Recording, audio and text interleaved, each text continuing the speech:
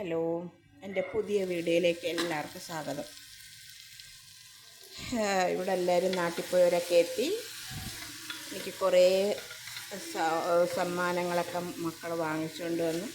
അത് ഞാൻ ഈ വീഡിയോയിൽ കാണിക്കുന്നതാണ്. ഈ വീഡിയോയിൽ അവന്മാരുടെ ബഹളം അപ്പുറത്തുണ്ട്. രണ്ടുപേരുടെ കളിക്കുകയാണ്. ഞങ്ങളൊരു ചിക്കൻ കറി റെഡിയാക്കാനുള്ള പരിപാടിയിലാണ്.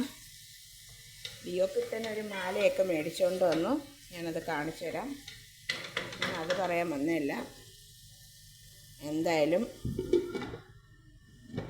ഞാൻ പ്രതികരിച്ചപ്പോൾ ആരും എനിക്ക് വേണ്ടി പ്രതികരിച്ചില്ല.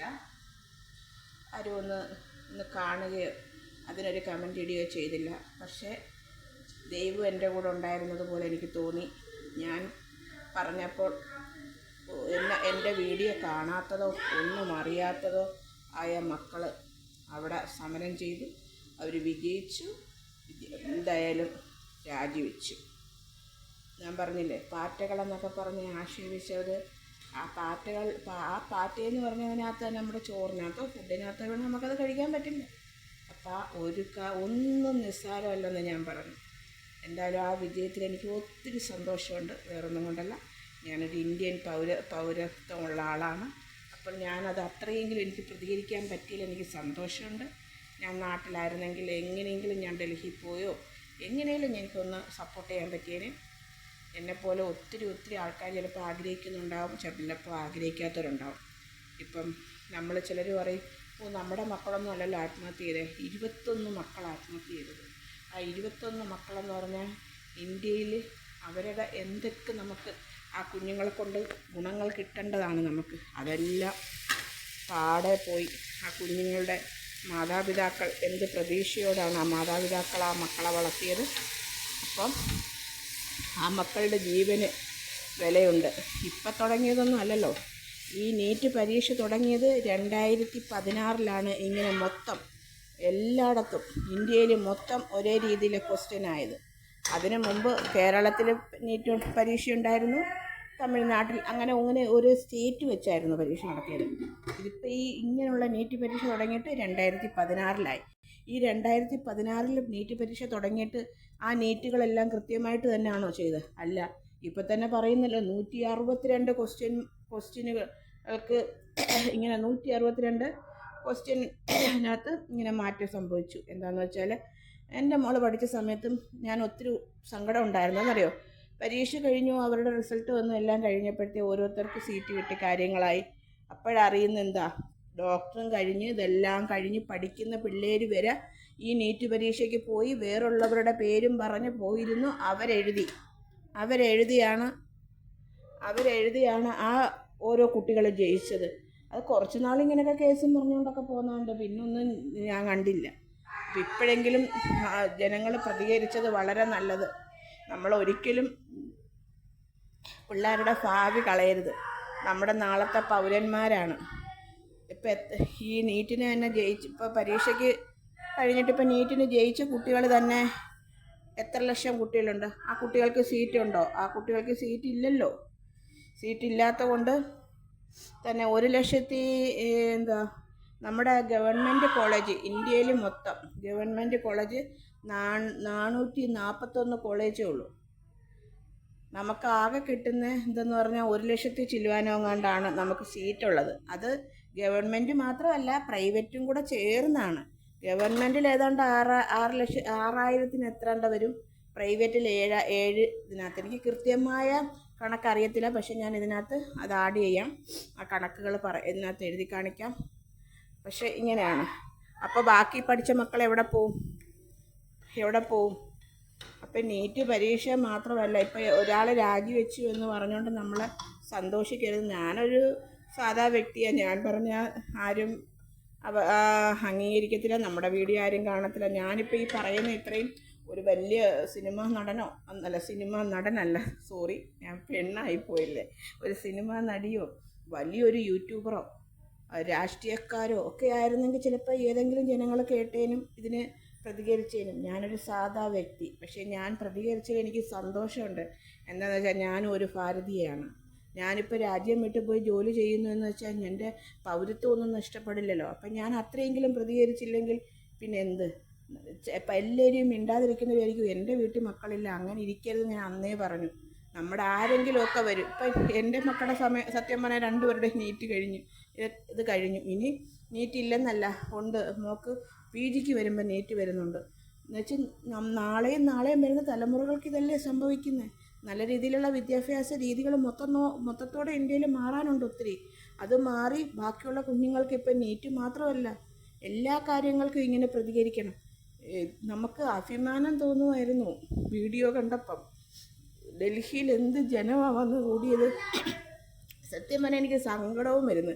എനിക്ക് സന്തോഷം വരുമ്പോഴും സങ്കടം വരുമ്പോഴും എനിക്ക് കരച്ചിൽ മുന്നിൽ വരും. അതെന്താണെന്നറിയില്ല.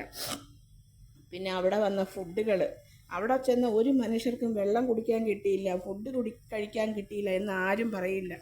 എവിടെ നിന്നൊക്കെ ആൾക്കാർ ഓർഡർ ചെയ്തത്, കേരളത്തിൽ എല്ലായിടത്തുനിന്നും നല്ല വിജയം തന്നെയാണ്. നമ്മളിങ്ങനെ പ്രതികരിച്ചാൽ ജാതിയില്ല, മതമില്ല, പാർട്ടിയില്ല, അങ്ങനെയായിരുന്നു നമ്മുടെ ഈ പ്രാവശ്യത്തെ പ്രതികരണം. ഇതുപോലെ തന്നെ മുന്നോട്ട് ഓരോ കാര്യത്തിനും ഇപ്പം മന്ത്രി രാജിവെച്ചു എന്ന് പറഞ്ഞ് നിർത്തരുത്. പല കാര്യങ്ങളുണ്ട്. നമ്മൾ കേരളത്തിലുമുണ്ട്. ഈ കേരളത്തിൽ നിന്ന് ജനങ്ങൾ എത്ര പേരാ പ്ലെയിൻ ടിക്കറ്റ് എടുത്തും ട്രെയിൻ ടിക്കറ്റ് എടുത്തും കഷ്ടപ്പെട്ട് പോയത്. അതുപോലെ അന്യായം കണ്ടാൽ എവിടെയും പ്രതികരിക്കണം. നമ്മൾ ഇതുപോലെ തന്നെ സമരങ്ങൾ നടന്നായിരുന്നു. തിരുവനന്തപുരത്ത് സെക്രട്ടേറിയറ്റിൽ നേഴ്സന്മാരുടെ കുറച്ച് പേരൊക്കെ സപ്പോർട്ട് ചെയ്യുന്നുണ്ട്, പക്ഷേ ഇതുപോലെ ആരും സപ്പോർട്ട് ചെയ്തില്ല. പിന്നെ ആശാ വർക്കറുടെ ഉണ്ടായിരുന്നു, അതിനും അത്രയ്ക്ക് വലിയ സപ്പോർട്ടൊന്നും ഞാൻ കണ്ടില്ല. പാർട്ടിയിലുള്ള ആൾക്കാരൊക്കെ ആയിരുന്നു ഓരോരുത്തർ സപ്പോർട്ട് ചെയ്ത്. പക്ഷേ ഞാൻ പറയുന്നതിനേക്കാൾ സൗണ്ടാണ് അവന്മാരുടെ ബഹളം. എനിക്ക് ഇവിടുത്തെ പരിമിതികളുണ്ടല്ലോ, ആ പരിമിതിയിൽ നിന്നായാലും ഞാൻ പ്രതികരിച്ചില്ലെങ്കിൽ ഞാൻ ആരാവും? ഞാനൊരു എന്തോ എനിക്ക് വിഷമമുണ്ട്. ഓരോ കാര്യത്തിൽ നമുക്ക് പ്രതികരിക്കാൻ പറ്റാത്ത വരുന്ന കാര്യങ്ങളുണ്ട്. അപ്പോൾ അതിനകത്തും ഇങ്ങനെ ന്യായം കണ്ടാൽ, തെറ്റ് കണ്ടാലല്ല, ന്യായം കണ്ടാൽ പാർട്ടിയില്ല, ജാതിയില്ല, മതമില്ലാതെ പ്രതികരിക്കണം.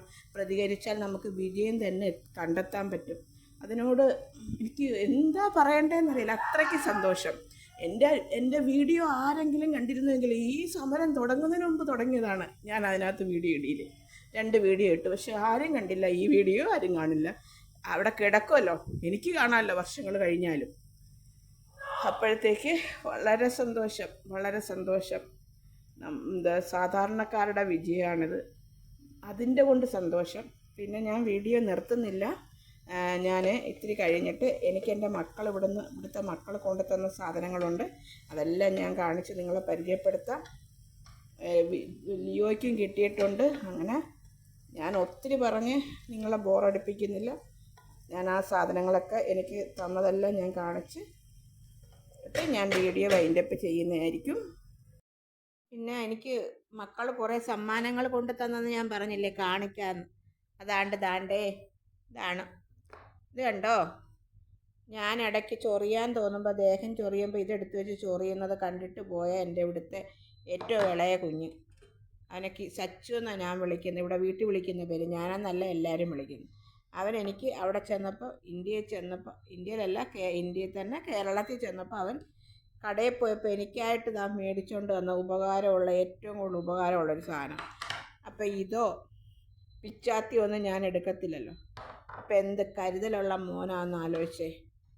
പിന്നെ എനിക്ക് ചീപ്പ്, എൻ്റെ കാർ കൂന്തൽ നല്ലതുപോലെ കിളിക്കട്ടെ എന്ന് വെച്ച് മുടി പൊഴിയാതിരിക്കാൻ നല്ല ഇടമൊക്കെ ഉള്ള നല്ല സൂപ്പർ ചീപ്പ്. പിന്നെതാ ആ തലയിൽ ചീപ്പ് മാത്രം പോരല്ല, മുടിയിൽ ഇടാനായിട്ട് ക്ലിപ്പ്. പിന്നെ ഇവിടുത്തെ മൂന്നാമത്തെ ആൾ, എനിക്ക് ഇടയ്ക്ക് വീഡിയോ ഒക്കെ പിടിച്ചു തരാറുണ്ടെന്ന് ഞാൻ പറഞ്ഞില്ലേ, അദ്ദേഹം എനിക്ക് മേടിച്ചുകൊണ്ട് വന്നതാണ്. ഉണ്ണിക്കുട്ടൻ ആൻറ്റിയെ വിയർത്തൊക്കെ നടക്കുമ്പോൾ നല്ല മണം അടിക്കട്ടെ എന്ന് പറയും. നല്ല മണമാണ് ഇതിന് കേട്ടോ. അങ്ങനെ സ്പ്രേ കിട്ടി. പിന്നെ ദാണ്ടേ ചെവി വയ്ക്കാനുള്ളത്, അതൊരെണ്ണം അവന്മാർ തന്നു. ഇത് കണ്ടോ? അപ്പം ഇവൻ്റെ ചേച്ചി എനിക്ക് മേടിച്ച് തന്നതാണ് ക്ലിപ്പ്, അമ്മമാരുടെ അടുത്ത് കൊടുത്തു. ദാണ്ടേ 2 ചെരുപ്പ്. പിന്നെന്താണെന്ന് വെച്ചാൽ 5 നൈറ്റി ഉണ്ട്. പിന്നെ അതിന് വേണ്ട എല്ലാ കാര്യങ്ങളും, പാവാട, ഇത് എല്ലാം ആയിട്ട് 5 എണ്ണം വാങ്ങിച്ചിട്ടുണ്ട്. പിന്നെ ലിയോ കിട്ടിയത് ഞാൻ കാണിക്കാം. ലിയോ സുഖമായിട്ട് ലിയോ ഉറങ്ങുവാണ്. ഇന്നലെ ലിയോ ആണ് ലിയോയുടെ ഫില്ലോയിൽ ഒന്ന് രാവിലെ രാത്രി ഒന്ന് ഛർദ്ദിച്ച് തന്നു. അതുകൊണ്ട് ഞാൻ കഴുകിയിട്ടേക്കോ. ഇത് അവന് കൂട്ടിലിടുന്ന ഫില്ലോയായത്. അതുകൊണ്ട് ഞാൻ അവനെ വിളിച്ചുണർത്തട്ടെ ഒന്ന്.